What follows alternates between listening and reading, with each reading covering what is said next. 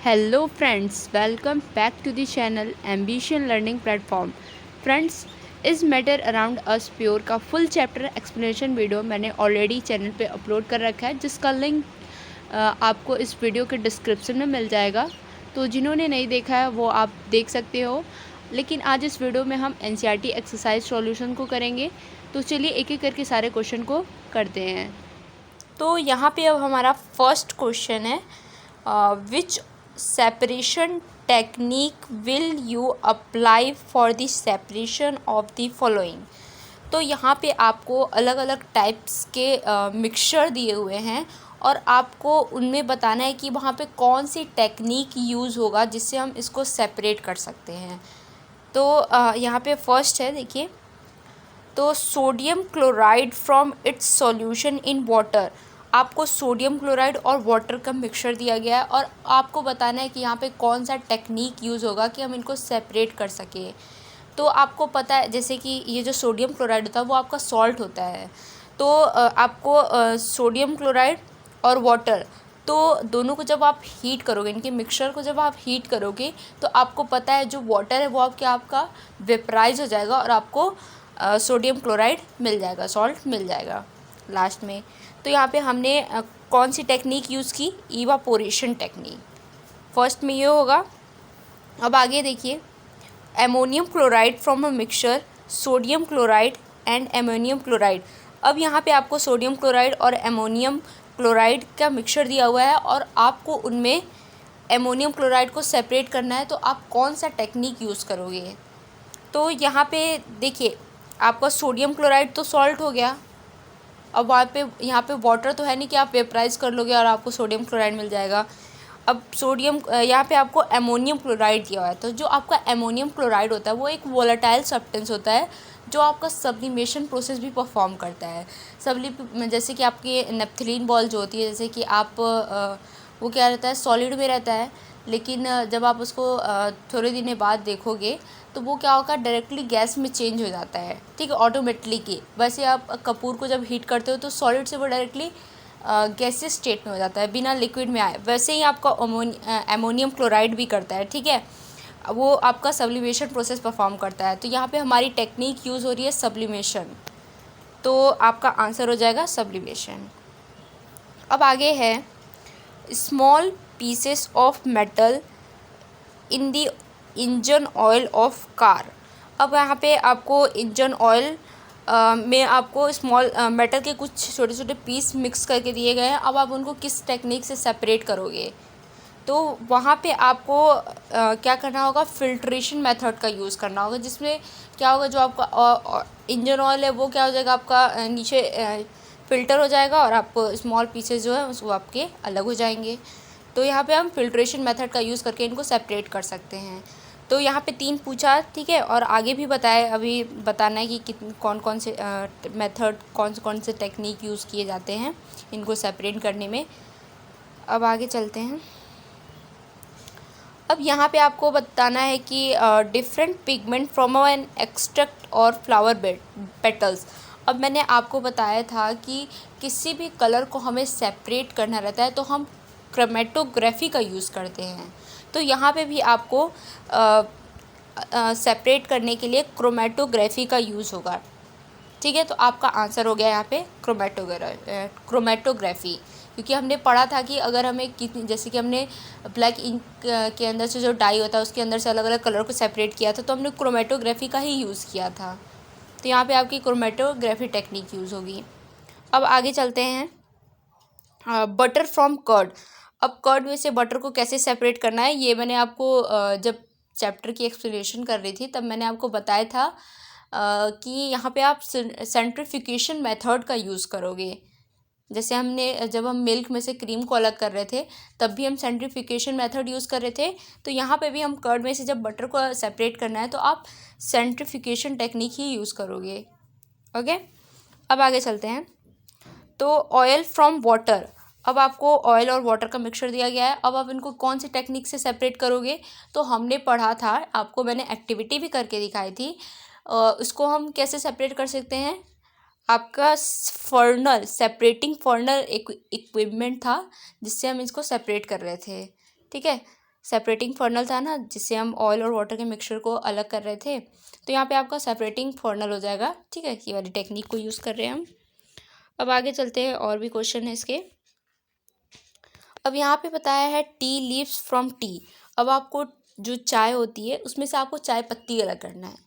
तो ये तो बहुत सिंपल सा है, आप अपने घर में भी करते हो। तो यहाँ पे आप यूज़ करोगे फिल्ट्रेशन का मेथड। ओके, नेक्स्ट बढ़ते हैं हम आगे। Iron pins from sand. अब यहाँ पे क्या हो रहा है कि आपको जो सैंड होता है उसके अंदर आयरन पिन मिक्स कर दिया गया है। अब आपको उनको सेपरेट करना है, तो आप कौन सा टेक्निक यूज़ करोगे? तो आपको पता है कि आयरन पिन्स जो बहुत अट्रैक्ट हो जाती है मैग्नेट से। ठीक है, तो जब मैग्नेट्स हम लोग वहाँ पे लगाएंगे तो जितने भी आयरन पिन है आपको अलग हो जाएंगे और सैंड आपको वहीं रह जाएगा। ठीक है, मैग्नेट में आके चिपक जाएगा ना जितने भी आयरन पिन है, जब आप उनके पास लेके जाओगे मैग्नेट को। तो अब उसके बाद नेक्स्ट है व्हीट ग्रेन फ्रॉम हस्क। अब जो व्हीट ग्रेन होता है उसमें जो हस्क होता है उनको कैसे सेपरेट कर सकते हैं? उनको हम ये विनोइंग मेथड, जो कि विलेज में ज़्यादातर ऐसे ही करते हैं, जब हमें व्हीट ग्रेन्स में से हस्क को निकालना होता है तो हम क्या करते हैं, ऐसे ऊपर से गिराते रहते हैं और फैन या फिर कुछ भी लगा देते हैं, जिससे क्या होता है वो बहुत हल्का होता है, तो वो एक साइड हो जाता है। ठीक है, उड़ने लगता है वो थोड़ा, तो अलग हो जाता है और आपका व्हीट ग्रेन वहाँ नीचे इकट्ठा हो जाता है। ठीक है, यहाँ पे फिगर में देख सकते हैं आप। तो यहाँ पे हम विनोइंग टेक्निक का यूज़ करेंगे। अब लास्ट है यहाँ पे fine mud particles suspended in water. अब वाटर में जो मड पार्टिकल्स सस्पेंडेड होते हैं उनको कैसे सेपरेट कर सकते हैं? उनको हम सेडिमेंटेशन प्रोसेस से, ये आपका कोलाइड आ गया। ठीक है, सेडिमेंटेशन होगा यहाँ पे। तो यहाँ पे आप सेडिमेंटेशन टेक्निक का यूज़ कर सकते हो। सेडिमेंटेशन टेक्निक वही आपका फिल्ट्रेशन मेथड ही है। ठीक है, तो ये था, इसमें आपको बताना था कि कौन सी टेक्निक यूज़ होती है। तो अब नेक्स्ट क्वेश्चन की ओर चलते हैं। तो अब हमारा है यहाँ पे थर्ड क्वेश्चन। थर्ड क्वेश्चन में क्या पूछा है? Pragya tested the solubility of 3 different substance. Sorry, यहाँ पे 3 लिखा हुआ है, यहाँ पे 4 होगा। ठीक है, रॉन्ग लिखा हुआ है।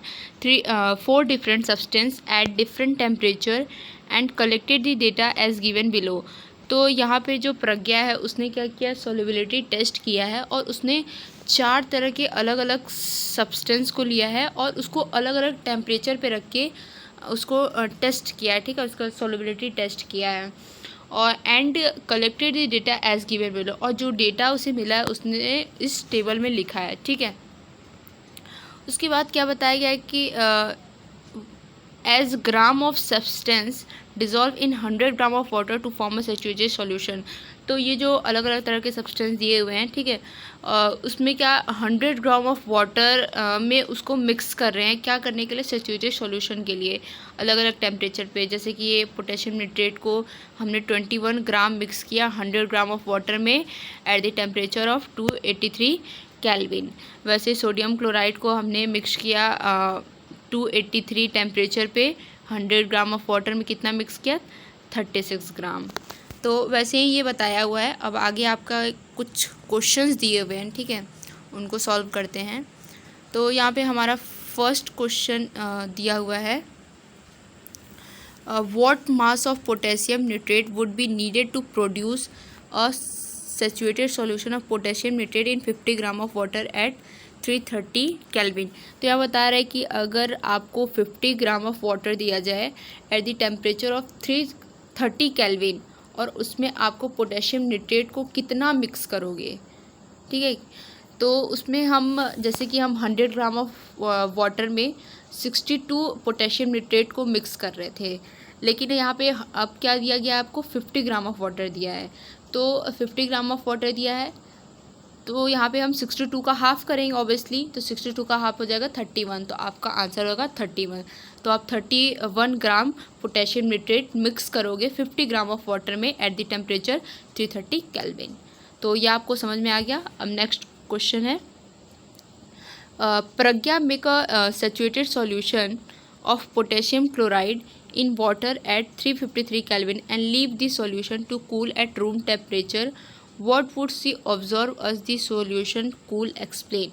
तो यहाँ पे प्रज्ञा ने सैचुरेटेड सॉल्यूशन लिया है पोटेशियम क्लोराइड का, ठीक है, 353 केल्विन में, और उसको क्या किया है, कुछ देर के लिए ठंडा होने के लिए छोड़ दिया है। और उसके बाद उसने क्या ऑब्ज़र्व किया, तो देखिए उसने क्या ऑब्ज़र्व किया, जब वो देखेगी थोड़ी देर बाद तो उसको वो जो पोटेशियम क्लोराइड है उसको वो क्रिस्टल्स के फॉर्म में दिखेंगे, ठीक है। तो crystals of potassium chloride will be obtained on cooling this saturated solution. तो जब हम सैचुरेटेड सॉल्यूशन को कूल करेंगे, यहाँ पे गलत लिखा गया ना, सैचुरेटेड की स्पेलिंग लिखी गई, ये होगा, ठीक है। तो जब हम क्या करेंगे, जब उसको ठंडा हो जाएगा, जब हमारा सैचुरेटेड सॉल्यूशन, तो उसमें आपको पोटेशियम क्लोराइड क्रिस्टल्स की फॉर्म में देखने को मिलेंगे। तो यही पूछ रहा था कि उसने क्या ऑब्जर्व किया। अब नेक्स्ट क्वेश्चन देखते हैं। तो क्वेश्चन नंबर 3 है, find the solubility of each salt S 293 kelvin. आपको 293 केल्विन पे जो सॉल्ट है उसकी सॉल्युबिलिटी को फाइंड करनी है। Which salt has the highest solubility at this temperature. तो इस टेम्परेचर पे 293 केल्विन के टेम्परेचर पे किसकी सॉल्युबिलिटी ज़्यादा है वो आपको बतानी है। तो यहाँ पे जैसे कि यहाँ पे बताया गया है, ठीक है, solubility of each salt S 293 kelvin पे सबकी सॉल्युबिलिटी बताई है। फिर उसमें से हम देखेंगे कि किसकी हाईएस्ट सॉल्युबिलिटी है। तो यहाँ पोटेशियम नाइट्रेट की 32 ग्राम बताई गई है। फिर सोडियम क्लोराइड की 36 ग्राम बताई गई है। नेक्स्ट आपका पोटेशियम क्लोराइड की बताई है 35 ग्राम, ठीक। और एमोनियम क्लोराइड की आपको बताया 37 ग्राम। तो इसमें सबसे हाईएस्ट आपको किसका दिख रहा है सॉल्युबिलिटी, सबसे हाईएस्ट आपको एमोनियम क्लोराइड का मिलेगा 37 ग्राम। तो आपका आंसर हो जाएगा ammonium chloride has the highest solubility at this temperature. Okay. अब क्वेश्चन नंबर डी में क्या पूछा है आपका, तो what is the effect of change of temperature on the solubility of salt. तो यहाँ बता रहा है कि जो सॉल्ट की सॉल्युबिलिटी है टेम्परेचर पे उसका क्या इफ़ेक्ट है। तो देखिए जैसा जितना टेम्परेचर रहेगा, ठीक है, उतनी उसके अंदर हम सॉल्युबिलिटी होगी, ठीक है। तो जब हम अगर टेम्परेचर को इंक्रीज़ करेंगे, when we increase the temperature the solubility of salt is also increase. जैसे जैसे हम टेम्परेचर को इंक्रीज़ करेंगे वैसे वैसे सॉल्ट की सॉल्युबिलिटी भी बढ़ती जाएगी, ठीक है। तो यही पूछा था क्वेश्चन नंबर 4 में। तो ये हमारे थर्ड क्वेश्चन तक हमने कर लिया है। अब आगे के जो क्वेश्चंस हैं वो हम नेक्स्ट वीडियो में करेंगे। तब तक के लिए थैंक यू सो मच।